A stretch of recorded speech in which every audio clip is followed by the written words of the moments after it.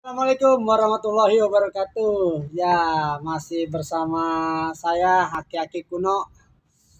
Jangan lupa ya di subscribe atau di like. Ya, kini kita kedatangan tamu kita dari tim BPJS TK, Bapak Farel, yang sukses dalam dunia bisnis asuransi jasa.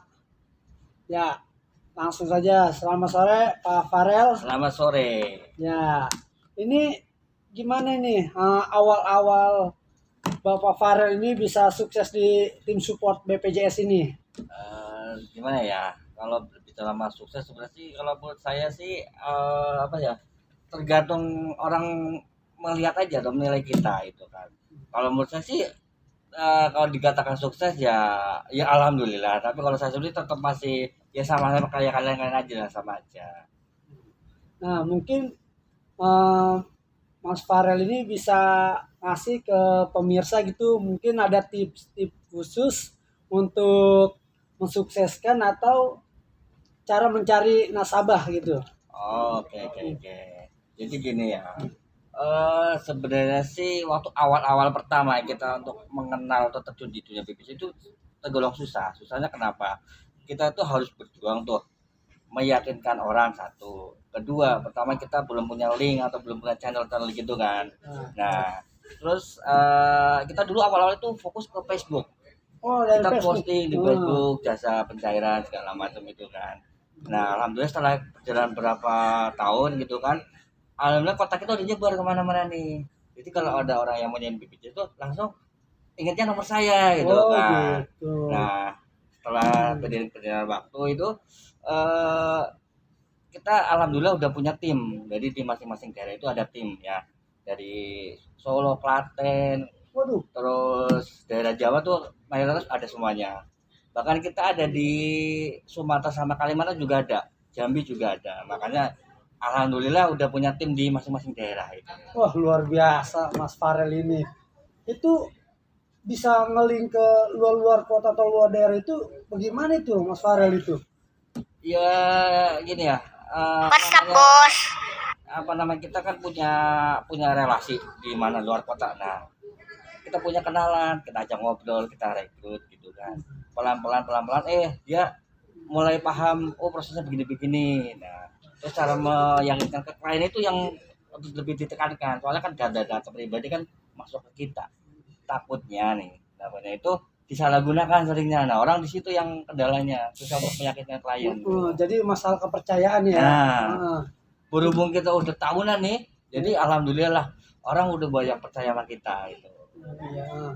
Nah, itu untuk meyakinkan kan paling tidak kita pada saat contoh misalnya saya ini mau mencairkan BPJS tenaga kerja saya nih, Ya, kan ngasih data saya ke Mas Farel ini.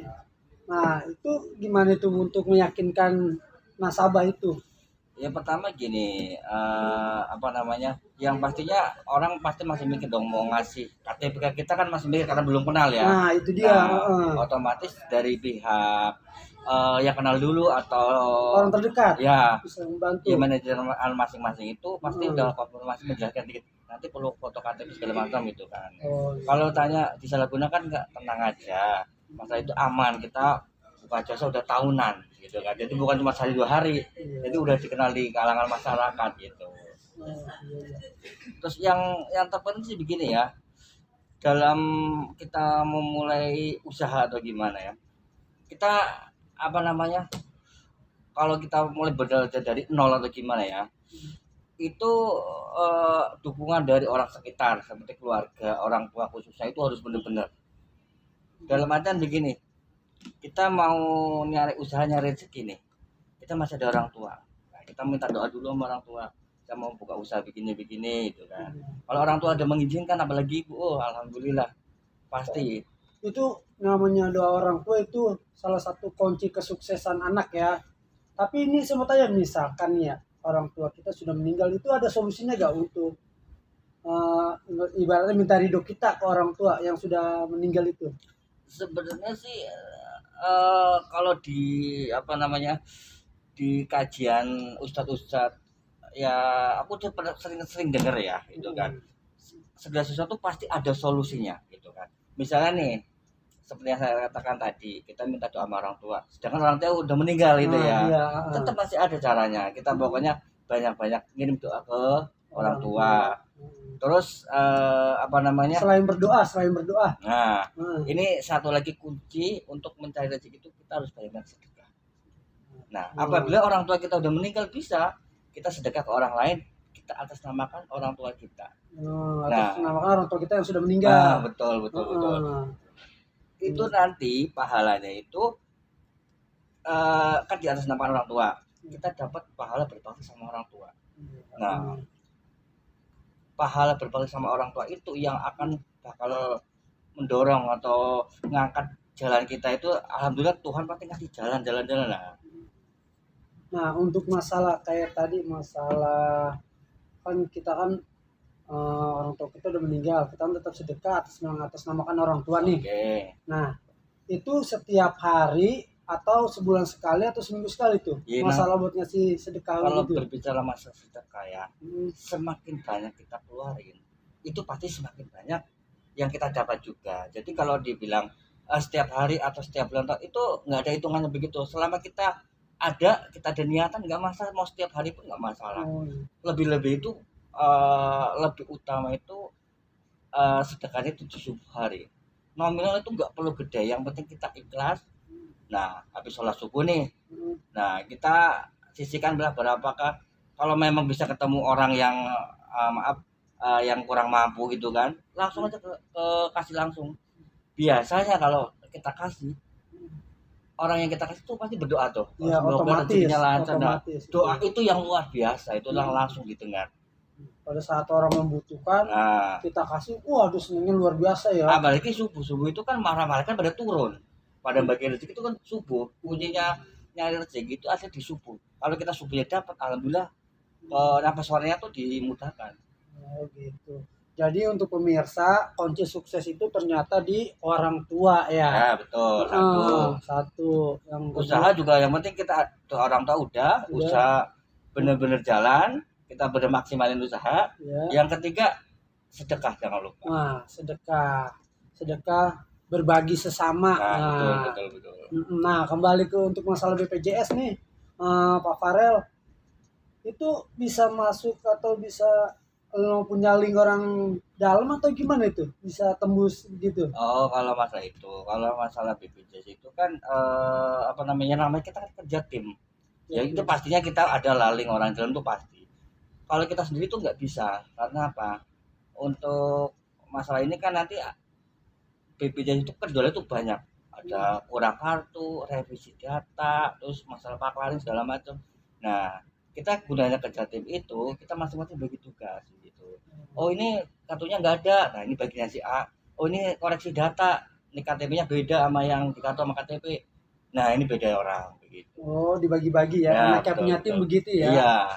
Benar. Jadi pada saat kita ketemu klien-klien kekurangan ini ada bagian-bagiannya gitu Betul, ya, betul, enak betul. ya. Nah, terus untuk masalah pembagian apa disebutnya ya? Komisi Fee. ya. Nah, komisi ya. Itu gimana tuh? Biar maksudnya kan takutnya selama ini kayak masalah calo tanah apa disebutnya tuh? Kalau kata orang rumah maklar dah Ya, gitu ya. persentase pembagian komisi lah. Nah, itu sering terjadi cekcok. Nah, untuk masalah pembagian untuk di BPJS ini gimana?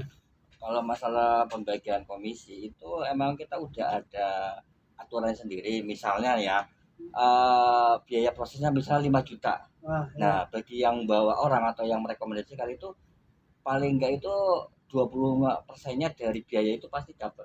Bisa dihitung aja, biaya proses 5 juta dikalikan 25%. Nah itu dari awal kita udah bisa ngitung gitu kan. Jadi nggak ada udah cair terus kita dapat segini, itu nggak bakal, soalnya ada hitungannya sendiri. Oh, jadi kita lihat dulu saldo Nah, betul. nasabah itu ya. Nanti berapa persennya untuk tim dibagi-bagi lagi gitu ya. Betul. Nah, pembagiannya pun itu secara terbuka aja gitu Iya. ya. Jadi nggak ada ibaratnya tiada dusta di antara Ya kita betul gitu. betul. Namanya kita itu kerja bareng, kerja sama. pastinya itu kita pengen punya apa ya, usaha yang berkelanjutan. Kalau misalnya pembagian komisinya itu enggak sesuai atau kurang, ya pasti dia juga malas lagi cari orang. Nah, bener. Ibaratnya kecewa ya, Nah, kecewa. Tapi yang selama ini yang saya dengar dari rekan-rekan saya yang pernah saya wawancarai gitu ya, itu bekerja sama dengan Mas Farel ini pada sangat puas banget gitu karena apa? Orangnya terbuka, per-peran gitu ya, maksudnya dapatnya sekian, nih kita bagi dua gitu kan. Jadi banyak sehingga Mas Farel ini kan jadi banyak link gitu kan. Ntar misalkan contoh saya punya teman mau mencairkan ada kendala, saya ngubungi Mas Farel. Mas Farel bisa bantu kan. Nah, kan cair. Iya, nah saya kan kebagian tuh. ya betul. Nah, nanti kan dia puas juga nih si nasabah. Nah, dia punya teman lagi, punya teman mungkin gitu kali ya. Nah itu kalau yang itu namanya, kalau orang Jawa itu namanya getok tular. Oh, Jadi gitu pula. yang udah cair bawa orang. Nah itu salah satu apa namanya, trik marketing untuk jasa pencarian itu seperti itu. Yang udah cair langsung kita rekrut, nyari orang. Nah jadi kita nggak perlu posting lagi karena apa? Yang kayak getok tular itu. Itu disebutnya iklan berjalan ya. Nah, betul. Dari mulut ke mulut nanti langsung nyambung gitu. Nah, benar. Nah, itu makanya banyak klien-klien Mas Farel ini merasa puas karena Mas Farel orangnya terbuka. Enggak, kan ada juga orang pada saat belum cair janjinya manis.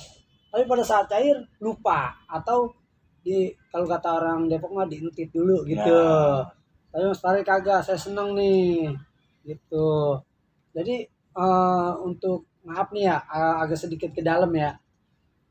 Kan Mas Farel udah lama juga nih di BPJS, sudah berapa tahun nih? Ya udah, sebenarnya dari awal itu ada hampir 5 tahunan sebenarnya, 5 tahun. Cuman yang dalam proses itu 5 tahun iya, itu cuman proses. yang benar-benar kita fokus itu 2 tahun terakhir ini kita fokus. Nah, dari hasil pencairan BPJS itu, nah apa nih yang udah didapat gitu? Oh ya alhamdulillah ya, dari 2 tahun terakhir inilah Ya. kita alhamdulillah setelah kita buka jasa jalanin BPJS ini, ya alhamdulillah ya rumah bisa kebeli alhamdulillah. Ya. Mulai dari nol, dari beli rumah, bangun rumah segala macam. Nah sekarang tinggal finishing doang gitu kan. Ya motor juga dalam kebeli gitu kan. Ini insya Allah mudah-mudahan kalau dimudahkan ya tinggal roda 4 aja. Nah, amin. Kalau saya sih yakin Mas Farel bisa kebeli yang namanya roda 4.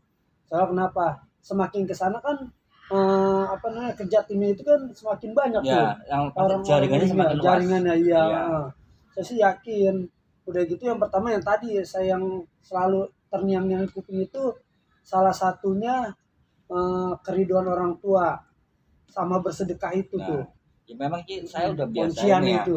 Misalnya nih, hari ini saya dapat dana masuk nih, misalnya 1 juta.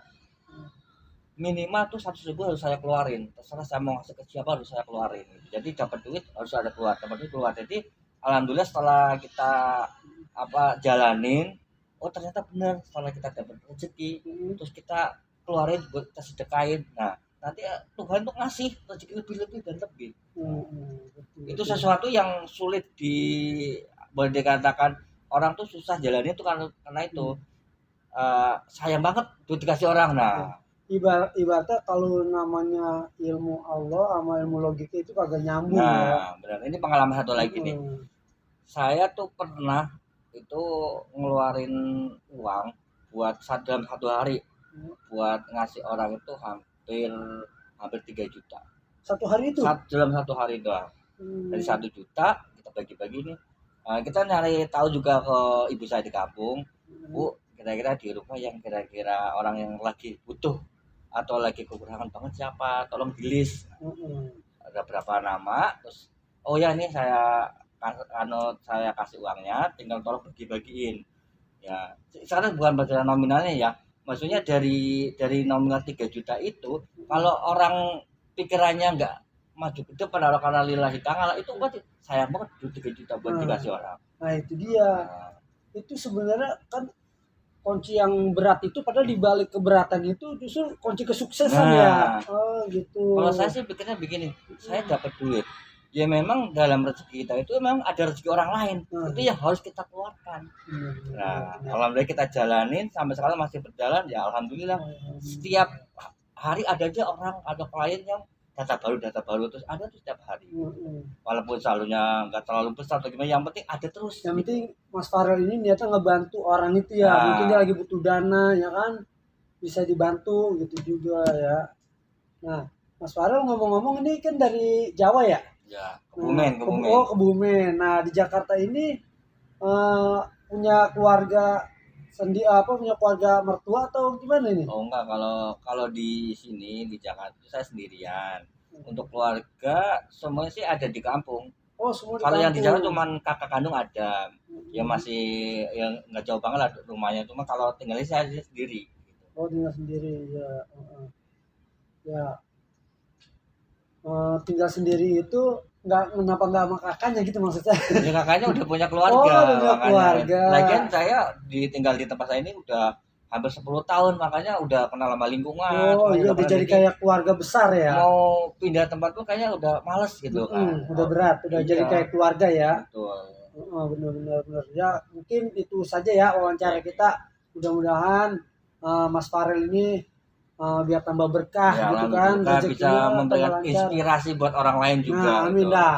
Untuk pemirsa ini yang saya perlu garis bawahi, masalah kunci kesuksesan itu selain bersedekah, kita sama orang tua itu harus patuh ya, taat ya sama orang tua gitu. Jadi itu kunci kesuksesan. Mudah-mudahan ini inspirasi untuk para pemirsa dan wabil khusus buat saya sendiri nih. Saya juga sempat kaget juga. Makanya kita nilai orang itu jangan dari luarnya, walaupun orangnya nampaknya preman, nampaknya begajulan, tapi kita nggak tahu hati orang. Jangan nilai orang dari luar, betul gak Mas Farel? Betul. Betul ya. Terima kasih. Mungkin itu saja ya wawancara kita. Mudah-mudahan nanti lain waktu kita bisa berbincang-bincang seperti ini lagi, wawancara lagi. Oke. Ya, terima kasih. Semoga tambah sukses. Sukses. Alhamdulillah, sukses.